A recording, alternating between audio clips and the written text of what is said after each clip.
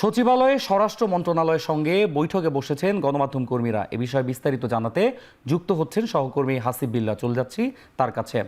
হাসিব, আগুনের ঘটনার পর সচিবালয়ে প্রবেশে যে কড়াকড়ি আরোপ করা হয়েছে সে বিষয়ে গণমাধ্যম কর্মীদের নতুন কার্ড সংগ্রহের প্রক্রিয়া আজ শুরু হবে বলে আমরা জানতে পেরেছি। এ বিষয়ে বিস্তারিত জানাবেন।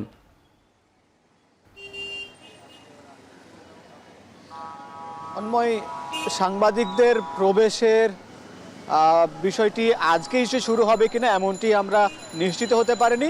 যারা সচিবালয় সাংবাদিকদের সংগঠন বিএসআরএফের নেতারা ২০ জন সদস্য কিছুক্ষণ আগে স্বরাষ্ট্র মন্ত্রণালয়ে বৈঠকে গিয়েছেন এবং সেখানে সিদ্ধান্ত হবে যে সাংবাদিকদের জন্য যে অ্যাক্রিডিটেশন পাস থাকে সেই পাসের মাধ্যমে, যে পুরনো পাস, সেই পাসের মাধ্যমেই সাংবাদিকরা প্রবেশ করতে পারবেন নাকি আবার তাদের জন্য নতুন করে পাস ইস্যু করতে হবে।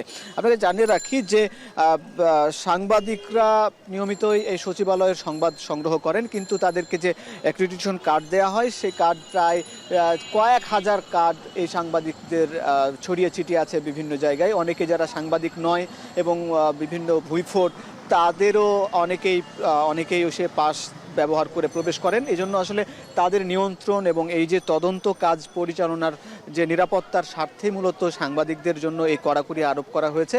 এই যে এবং শুধু সাংবাদিকদের জন্য নয়, একই সঙ্গে যারা সাধারণ দর্শনার্থী, যারা সচিবালয়ে বিভিন্ন দাপ্তরিক কাজে দেশের বাইরে থেকে বিভিন্ন স্থান থেকে এই সচিবালয়ে আসেন, তাদের ক্ষেত্রেও এই কড়াকড়ি আরোপ করা হয়েছে। এই জন্য অস্থায়ী পাস আপাতত দেয়া হচ্ছে না।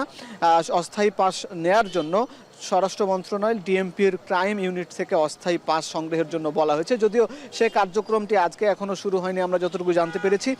তবে সচিবালয়ের কর্মকর্তা ছাড়া যাদের সঙ্গে মিটিং আছে, বৈঠক আছে, তাদের সেই মিটিংয়ের তথ্য পরিদর্শন করে তারা ভিতরে প্রবেশ করতে পারছেন।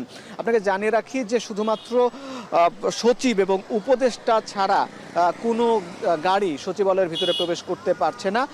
এক্ষেত্রে উপসচিব, যুগ্ম সচিব, অতিরিক্ত সচিব সহ এছাড়া আরও অন্যান্যদের গাড়ি বা যানবাহন সেগুলো সচিবালয়ের বাইরে অবস্থান করছে এবং তারা গাড়ি থেকে পায়ে হেঁটে ভিতরে প্রবেশ করছেন। এবং একটি বিষয় জানিয়ে রাখি যে সচিবালয়ের যে অগ্নিকাণ্ডের ঘটনায় 5টি মন্ত্রণালয় যে ক্ষতিগ্রস্ত হয়েছে, সেই 5টি মন্ত্রণালয় সেখানে কার্যালয় অফিস করতে পারছেন না, অন্য জায়গায় অফিস করছেন। বিশেষ করে এলজিআরডি মন্ত্রণালয়ে, নগর ভবন দক্ষিণে, তথ্য মন্ত্রণালয়ে ডাক টেলি যোগাযোগের কর্মকর্তারা এবং সড়ক পরিবহনের কর্মকর্তারা রেল ভবনে এবং শ্রম মন্ত্রণালয়ের কর্মকর্তারা শ্রম ভবনে অফিস করছেন। তবে শিগগিরই হয়তো পাশের বিষয়গুলো আরও সহজ করা হবে এবং একই সঙ্গে তদন্ত কাজ আজকে চলছে এবং এই তদন্তের প্রাথমিক প্রতিবেদন আজ বা কালের মধ্যে পাওয়া যাবে এমনটা আশা করা যাচ্ছে। এই ছিল অন্ময় সচিবালয়ের সামনে থেকে সবশেষ খবর।